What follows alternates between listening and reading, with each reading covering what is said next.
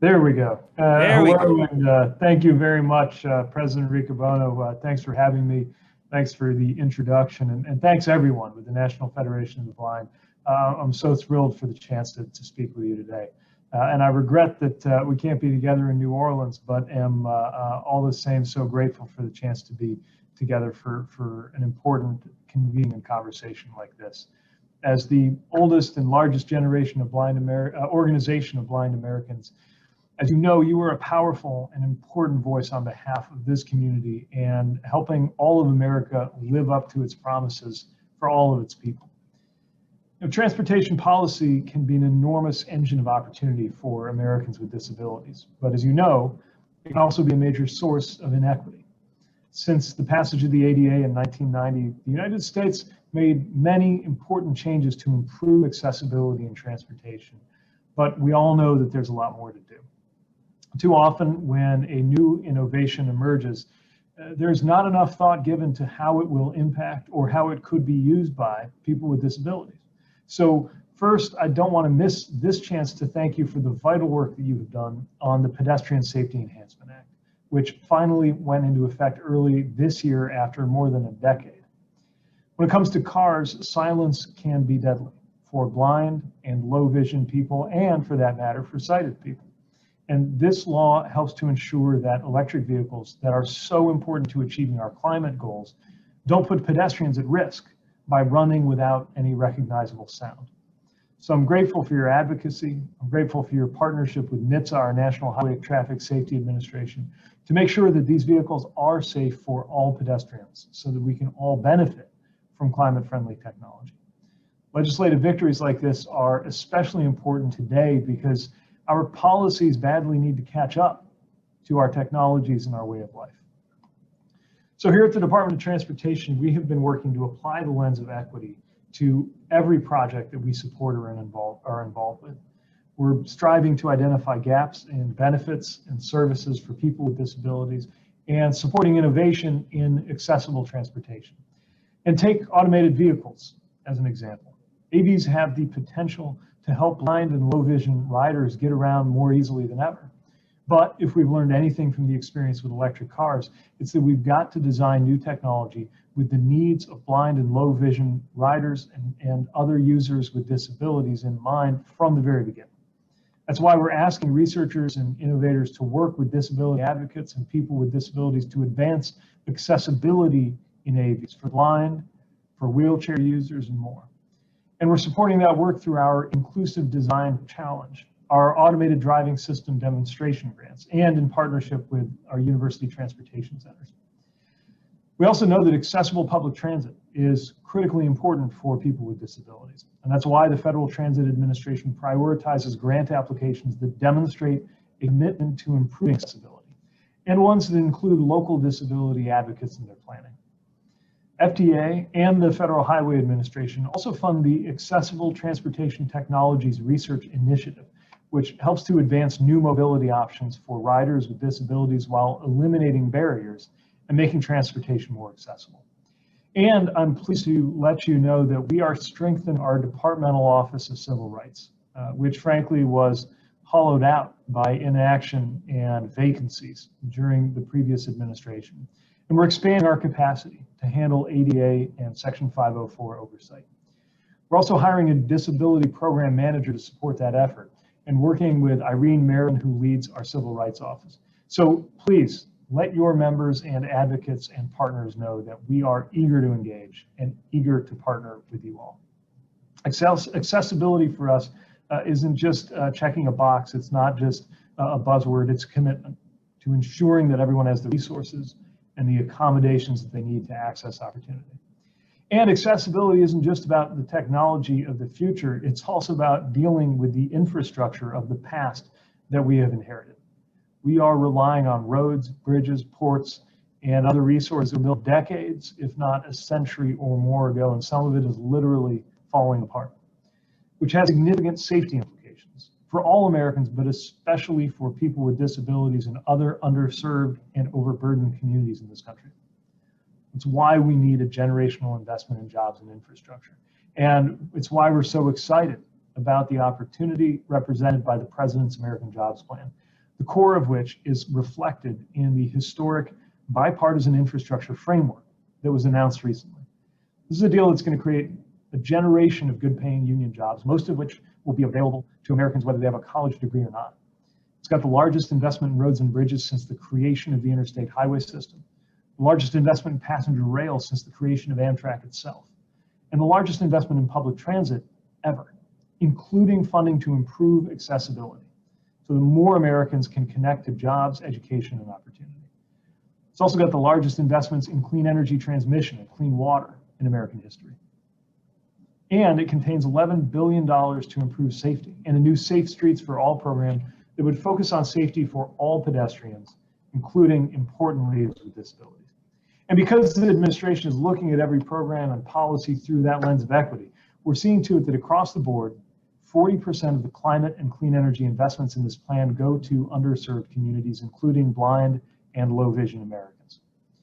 Of course, there's much more that we can do when it comes to promoting accessibility across our transportation system, from paratransit to guide dogs on aircraft to the Randolph-Shepard program. So you have my word that as long as I'm in this job, you will have an ally and an ear for your voices and your concerns here in the Department of Transportation. According to the CDC, 1 in 4 Americans has a disability. And while the nature of those challenges range for different Americans, what we know is that America misses out. Whenever somebody doesn't get to contribute to the economy, society, and culture of our country as they might. We also know that every American may age into a disability, especially those that impact the interface with the transportation systems across our country. So we know with a country full of Americans ready to do so much more, that no country will succeed if a quarter of its population isn't able to fully participate. Disability is also something that cuts equally across race, gender identity, income, language, and more, making this one of the most diverse communities of advocates and activists, internally diverse in such rich and important ways. And many young Americans are stepping up to respond to the call that you have put out to become involved and engaged. We know also that innovations that often begin as an accommodation for Americans with disabilities wind up benefiting everyone in ways that hadn't been fully appreciated at the beginning. Curb cuts, first made for wheelchair users, that also now make life easier for people with strollers or rollerboard bags. Closed captioning, designed for the deaf community, but today used by many hearing people as well. And again, the Pedestrian Safety Enhancement Act that you played such an important role in shaping is protecting everyone in this country. So all of that's to say the investments that we're making right now are so important to every American, whether they realize it or not. And while transportation can be a barrier to accessibility, it can also help break down barriers. And that's the spirit that we're bringing to this department during this administration with your help. So I'm grateful for your leadership. I'm grateful for your partnership. And I'm looking forward to continuing to work together to make sure our transportation system is safer, cleaner, and more accessible to everybody in the years ahead. And again, I thank you for the chance to be with you today and look forward to continuing to work with you in the years to come. Thank you, Mr. Secretary. I know that you have a tight schedule. Do you have time for any questions? Let's do, let's at least sneak in time for one. Before okay, we're going to go to Raul for a question, but while Raul's getting unmuted, let me just say we appreciate you being here, taking the time, and we know that you're just at the beginning of your journey at the Department of Transportation, and we look forward to many years of being able to work collaboratively. Raul, are you out there? I'm here, sir. All right, so go ahead and introduce yourself and ask your question. All right. Well, thank you for this time. My name is Raul Gallegos, and I'm from Houston, Texas. I serve as the president of the National Association of Guide Dog Users, and that is one of the several divisions of the National Federation of the Blind. I travel quite a bit, and that travel happens on buses, Uber cars, Lyft cars, etc., but also airplanes. And earlier this year, on January 11th, as you know, the Air Carrier Access Act was amended. So it went through quite a few changes in an effort to make it so people stop bringing their counterfeit service dogs on planes. Unfortunately, this has had a a weird side effect and a very burdensome side effect on guide dog users who have legitimate service dogs that have been trained to guide us around because that is our preferred mobility tool. Some of these provisions involve filling out forms that the airlines may require us to fill out to attest that these dogs that are traveling with us are legitimate service animals. These forms are not accessible. Sometimes they have to be filled out twice. Once might be the PDF itself, and another time to the airline itself, and they're not consistent.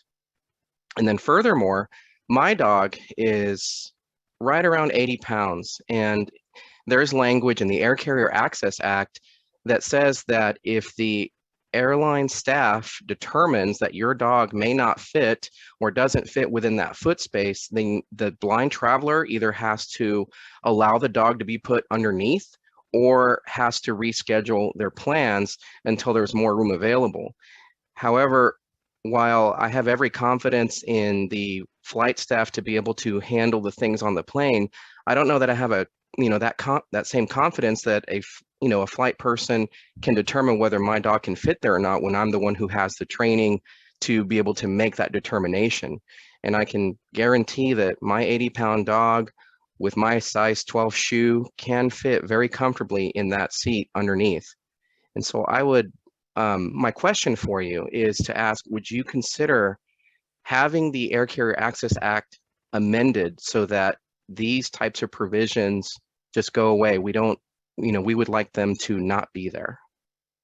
Well, I appreciate you raising this, and I do want to take a closer look at how this situation can be improved. I know this is an area of concern, and obviously there were some public policy goals that rule was intended to achieve, but as you're describing, clearly consequences that may not have been fully understood as it was brought together. And so it's a good example of how we're really relying on your advocacy and voice and ability to educate us on lived experiences of travel to make sure that we're getting this right and understanding the needs of blind and low vision travelers in our aviation system. So I know that there are ongoing discussions about this, and I will make sure that my team will be in touch with the Federation and other advocates to provide updates. And I'll tell you, it's very helpful to hear you describing in a more direct and specific way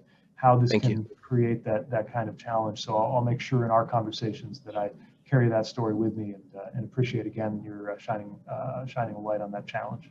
Thank you very much. Mr. Secretary, we appreciate you being here. We're looking forward to following up, and we will do that. I do want you to know that we were going to have Mr. Ron Brown, who's president of the National Federation of the Blind of Indiana, ask you a question, bring a little home feel to it, but I know you have a busy schedule. So we will be following up with you and your team, and we appreciate your partnership with the organized blind movement. Well, thank you, Ron. I'm glad to be in the company of a fellow Hoosier. Thank you, Mark, and everybody who's part of this gathering. And this is our first time together, not our last. So I look forward to the continued partnership. Great. Thank you very much. Appreciate it.